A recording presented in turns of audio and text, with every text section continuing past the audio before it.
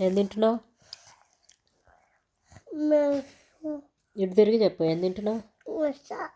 Mixture తింటున్నావా? ఏం mixture? ఎలా ఉంది?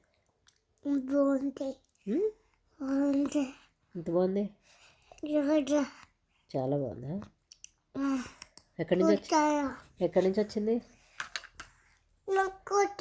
నొక్కుతాలే. మిక్స్చర్ ఎక్కడి నుంచి వచ్చింది? ఎవరిచ్చారు? ఎవరు? అమ్మ. అమ్మ అమ్మక్కయ్య. నీకోసం పెదనాన్న వెళ్ళి కొనుక్కొచ్చారు. ఏ పెద్దనాన్న?